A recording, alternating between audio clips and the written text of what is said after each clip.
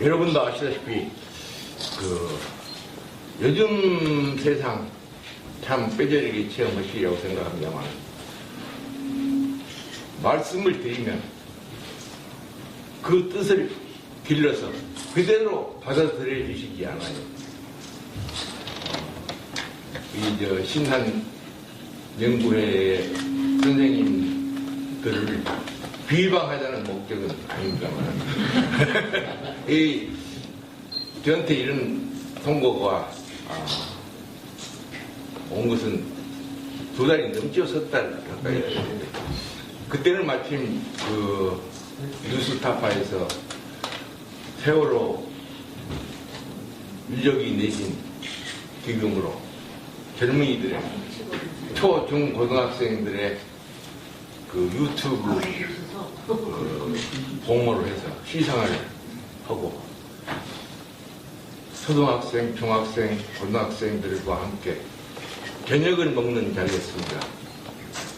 그때 변화가 있어요. 그래서 저는 대뜸 생각하기에 가당치 않다.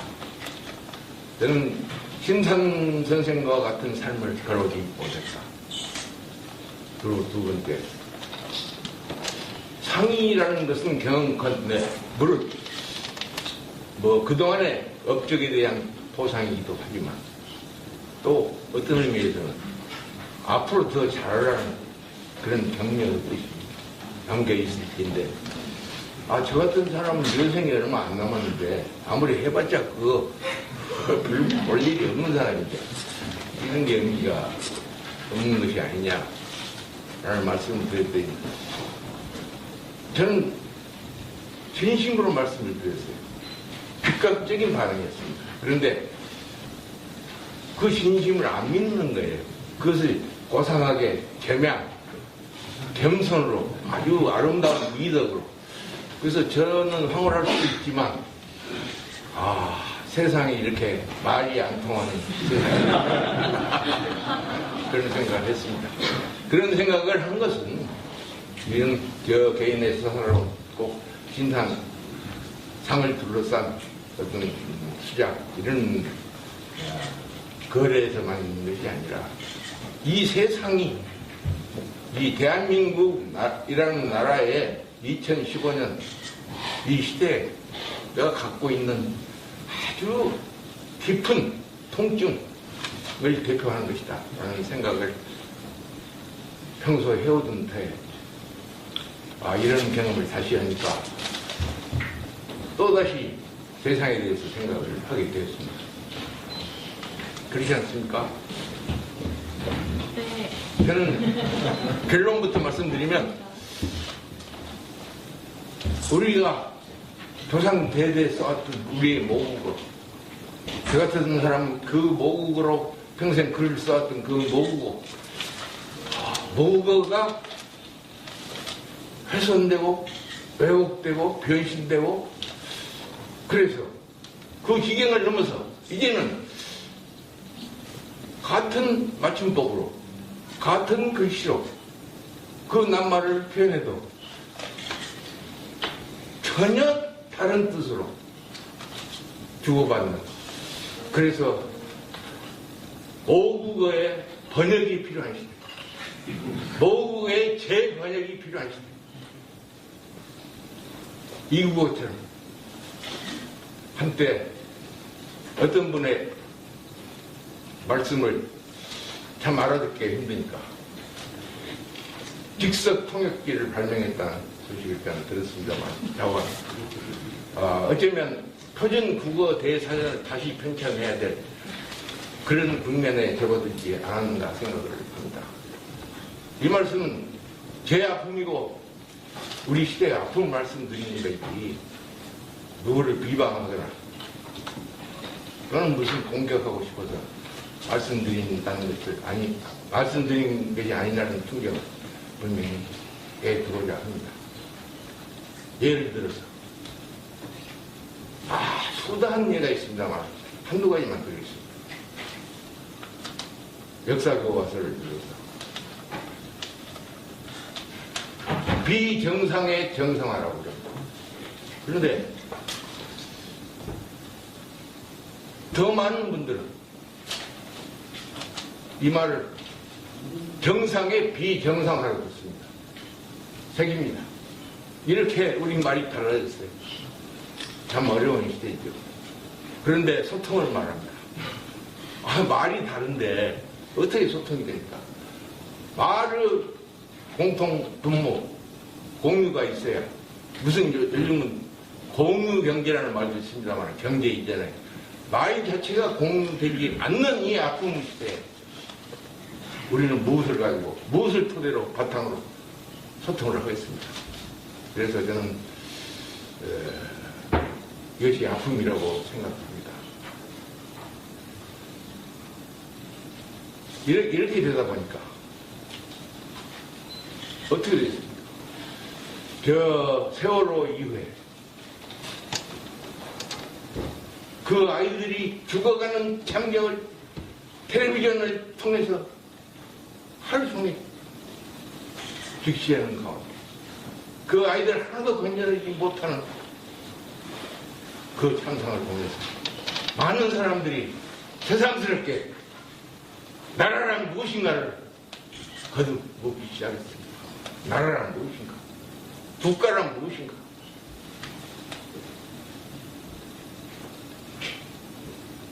그런데 어떻게 됐습니까?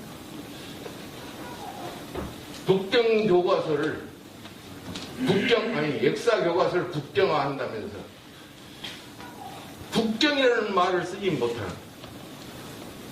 균형 교과서, 단일 교과서, 균형 교과서, 그러다가 올바른 교과서. 국정인데 국정이라는 나라 국자가 들어간 국정이라는 말을 쓰지 못하는 이 참상. 그 이유가 무엇인지 모르겠습니다만 저가 나라를 내세우지 못하는 나라. 그래서 근자에는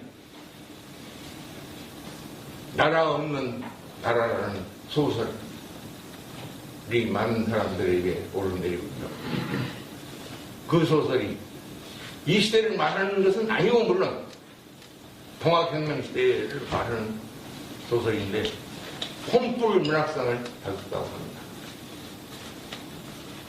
그런데 어떤 분은 역사를 가지고 혼의 이야기를 하고 계십니다.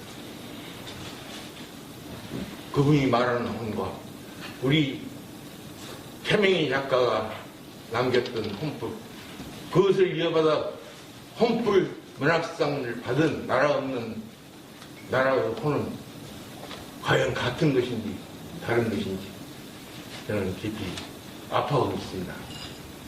이런 말씀 드리는 것은 우리 심산 김창숙 선생께서 당신은 물론 그 자식들까지 다 이렇게 앞서고 갑니다. 그리고 그럴 수 없는 벽공이 되시면서 다시 잡겠다. 다시 이룩하겠다는 나라가 이런 나라였던가. 저는 참으로 송구하기 짝이 없습니다. 그래서 사실은 저는 이런 말씀부터 드리고 싶었습니다. 이렇게 비를 맞으면서 담비라고도 합니다만 뭐 쓴비라도 저는 상관없습니다. 오면서 이런 날 심산 선생님 살아계셨다면 그분이 울분을 잘 내시던 그 좋아하시던 술잔을 한번 두개 넘지만 나누고 싶다. 그리고 선생님이 그렇게 가꾸고 싶었던 나라가 이런 나라입니까? 라고 묻고 싶다. 그러면 선생님이 뭐라고 말씀하실까? 에이 빌어먹으려고. 네가 이따위 나라를 만드는데 일조한 새끼 아닌가? 그렇게 말씀하실 것 같습니다. 그래서 술잔 이야기를 빼려다가 다시 합니다. 이렇게 저는 비겁한 사람입니다.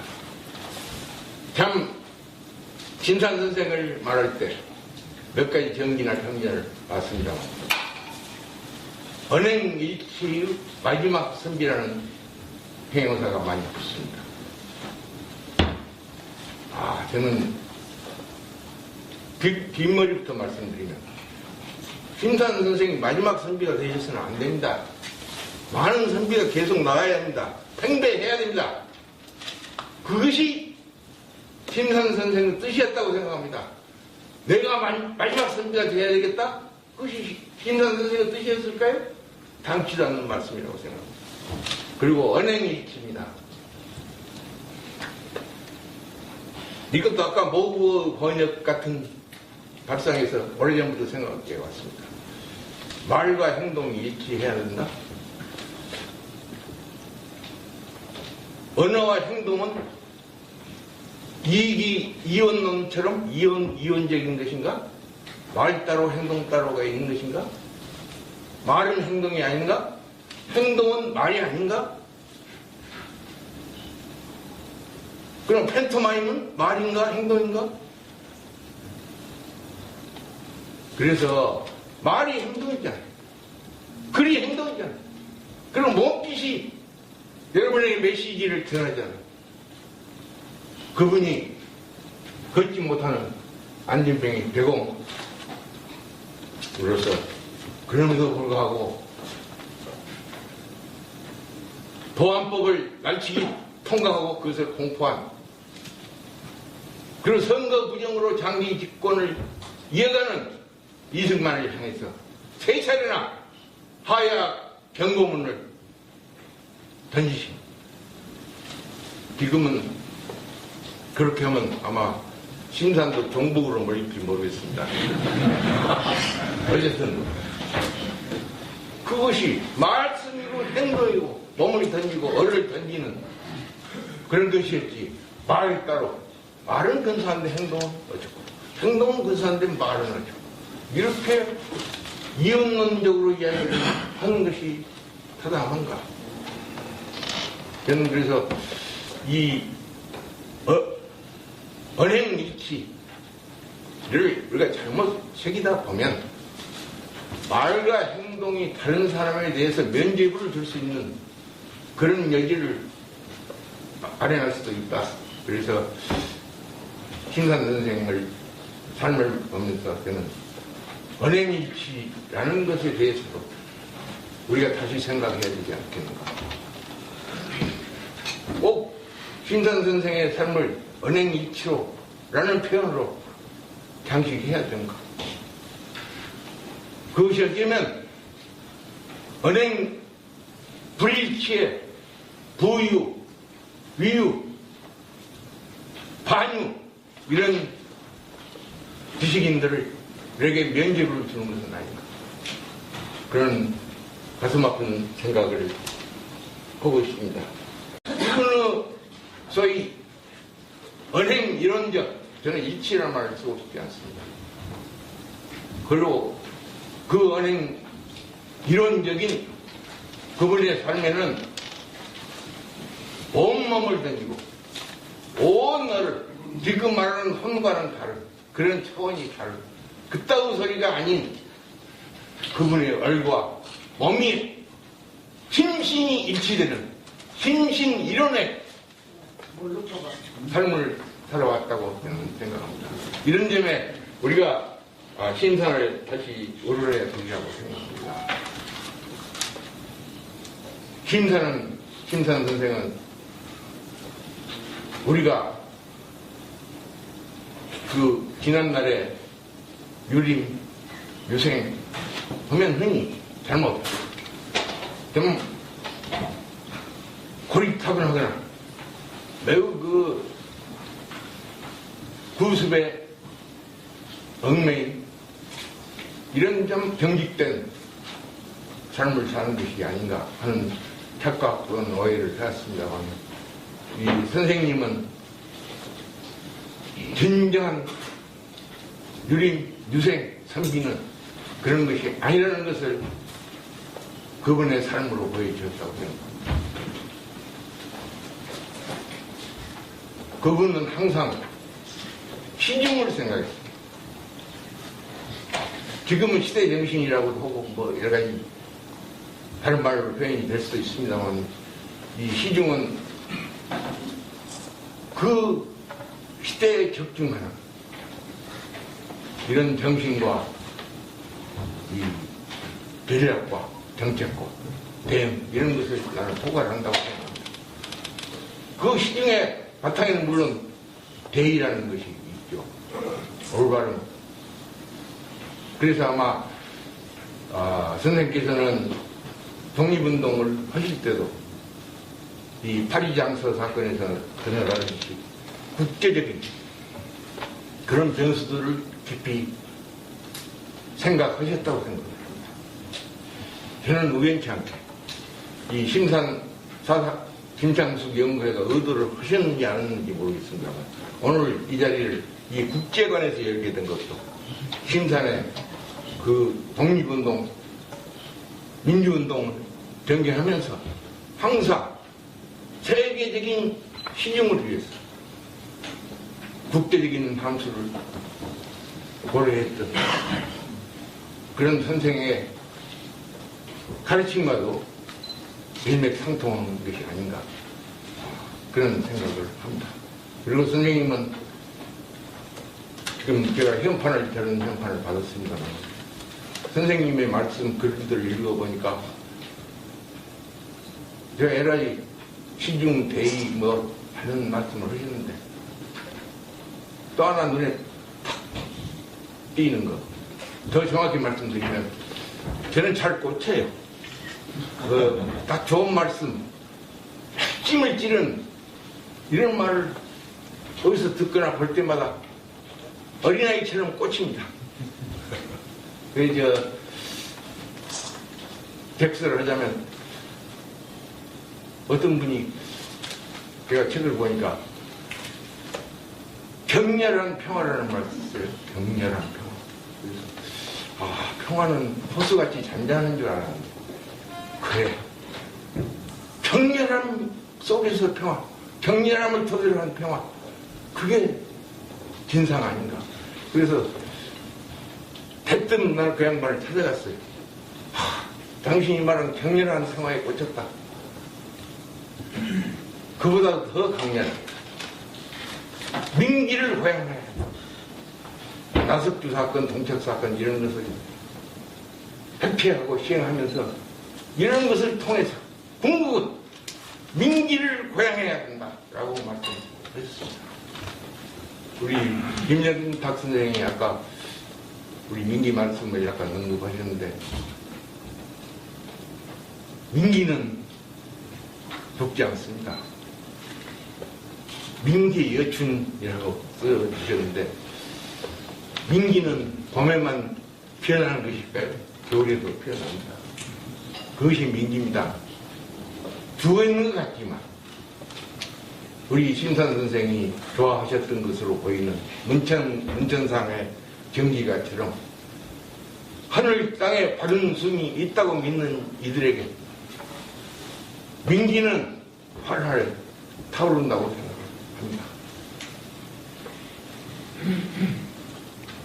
그래서 저는 심산 선생의 여러 가지 어로 시기 이런 속에서 민기라는 말에 꽂혔다는 고백을 드리고 마지막으로 제일 처음에 말씀드렸던 것으로 돌아가서 말씀을 드리고자 합니다. 그럼에도 불구하고 왜 뻔뻔하게 상을 받았는가?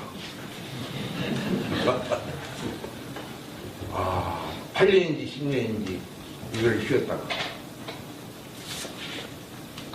다시 진산상을 부활한다고 하는 말씀을 들으면서 이 시대, 이 시점, 뭐 현실, 이 아픔이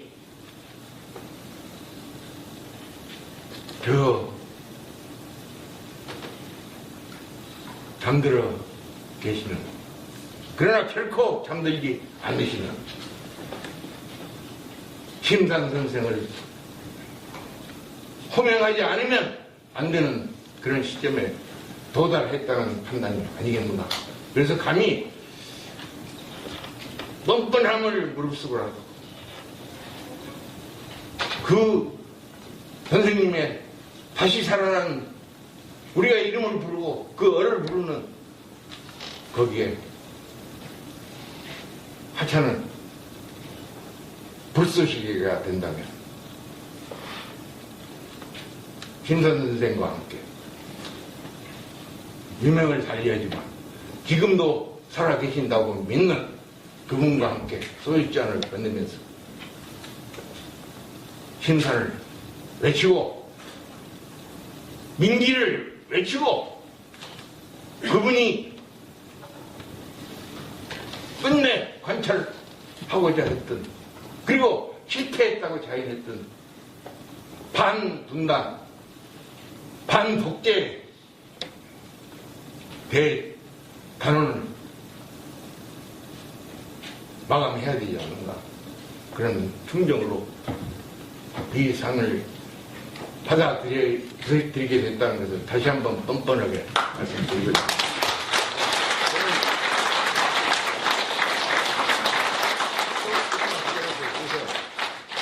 제 이야기를 아무리 떠들어봤자 심산 선생께서 직접 남기신 이런 글에 비하면 적탄부고 신들매 가까이도 가지 못하기 때문에 오늘 시대를 살면서 심산의 얼을 따르겠다는 그런 다짐을 심산 선생의 시 한 대목을 다시 읽으면서 마감하고자 합니다. 천하는 지금 어느 세상인가. 사람과 짐승이 서로 얽혔네.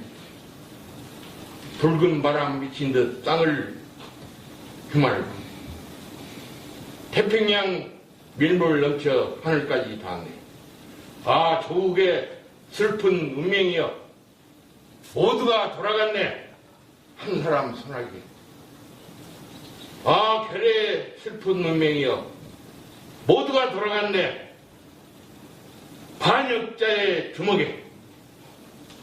평화는 어느 때나 실현되는가? 통일은 어느 때나 이루어지려나?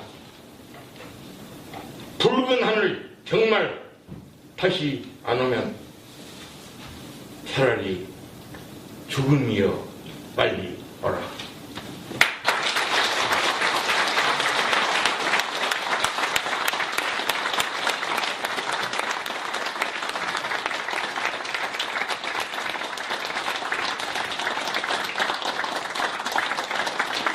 걸어오지 못했다. 그리고 두 번째, 상의라는 것은 경건데 그동안의 업적에 대한 보상이기도 하지만 또 어떤 의미에서는 앞으로 더 잘하라는 그런 격려의 뜻이 담겨 있을 텐데, 저 같은 사람은 여생이 얼마 안 남았는데 아무리 해봤자 그거 별 볼 일이 없는 사람인데 이런 게 의미가 없는 것이 아니냐라는 말씀을 드렸더니 저는 진심으로 말씀을 드렸어요. 즉각적인 반응이었습니다. 그런데 그 진심을 안 믿는 거예요. 그것을 고상하게 겸손으로 아주 아름다운 미덕으로. 그래서 저는 황홀할 수 있지만 세상에 이렇게 말이 안 통하는 세상이 그런 생각을 했습니다. 그런 생각을 한 것은 이런 저 개인의 스스로 꼭 신상 상을 둘러싼 어떤 수작 이런 거래에서만 있는 것이 아니라 이 세상이 이 대한민국이라는 나라의 2015년 이 시대에 되지 않는 이 아픔 시대에 우리는 무엇을 가지고 무엇을 토대로 바탕으로 소통을 하고 있습니다. 그래서 저는 이것이 아픔이라고 생각합니다. 이렇게 되다 보니까 어떻게 됐습니까? 저 세월호 이후에 그 아이들이 죽어가는 장면을 텔레비전을 통해서 하루 종일 직시하는 가운데 그 아이들 하나도 건져내지 못하는 그 참상을 보면서 많은 사람들이 새삼스럽게 나라란 무엇인가를 거듭 묻기 시작했습니다. 나라란 무엇인가? 국가란 무엇인가?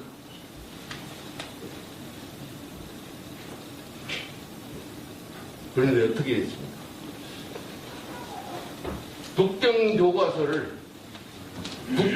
역사 교과서를 국정화한다면서 국정이라는 말을 쓰지 못하는 균형 교과서, 단일 교과서, 균형 교과서, 그러다가 올바른 교과서. 국정인데 갖고 있는 아주 깊은 통증을 대표하는 것이다 라는 생각을 평소에 해오던 터에 이런 경험을 다시 하니까 또다시 세상에 대해서 생각을 하게 되었습니다. 그렇지 않습니까? 네. 저는 결론부터 말씀드리면 우리가 조상 대대 써왔던 우리의 모국어, 저 같은 사람 그 모국어로 평생 글을 써왔던 그 모국어가 훼손되고 왜곡되고 변신되고, 그래서 그 기경을 넘어서 이제는 같은 맞춤법으로 같은 글씨로 그 낱말을 표현해도 전혀 다른 뜻으로 주고받는, 그래서 모국어의 번역이 필요한 시대, 모국어의 재번역이 필요한 시대. 이국어처럼 한때 어떤 분의 말씀을 참 알아듣기 힘드니까, 여러분도 아시다시피 요즘 세상 참 뼈저리게 체험하시려고 생각합니다만, 말씀을 드리면 그 뜻을 길러서 그대로 받아들여 주시지 않아요. 신한 연구회 선생님들을 비방하자는 목적은 아닙니다만 저한테 이런 통보가 온 것은 2달이 넘죠. 3달 가까이. 그때는 마침 뉴스타파에서 세월호 인력이 내신 기금으로 젊은이들의 초, 중, 고등학생들의 유튜브 공모를 해서 시상을 하고 초등학생, 중학생, 고등학생들과 함께 저녁을 먹는 자리였습니다. 그때 변하고 있어요. 그래서 저는 대뜸 생각하기에 가감치 않다. 저는 신산 선생과 같은 삶을 직석 통역기를 발명했다는 소식을 일단 들었습니다만, 어쩌면 표준 국어 대사전을 다시 편찬해야 될 그런 국면에 접어들지 않았는가 생각을 합니다. 이 말씀은 제 아픔이고 우리 시대의 아픔을 말씀드리는 것이지 누구를 비방하거나 또는 무슨 공격하고 싶어서 말씀드린다는 것을 말씀드린 것이 아니라는 충격을 분명히 들어오자 합니다. 예를 들어서 수다한 예가 있습니다만 한두 가지만 드리겠습니다. 역사 교과서를 들어서 비정상의 정상화라고 그럽니다.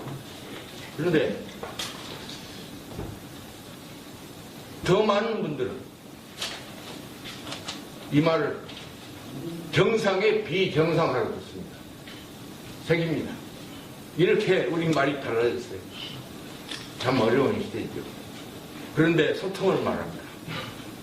말이 다른데 어떻게 소통이 됩니까? 말을 공통 분모, 공유가 있어야. 무슨 요즘은 공유 경제라는 말도 있습니다만 경제 있잖아요. 말 자체가 공유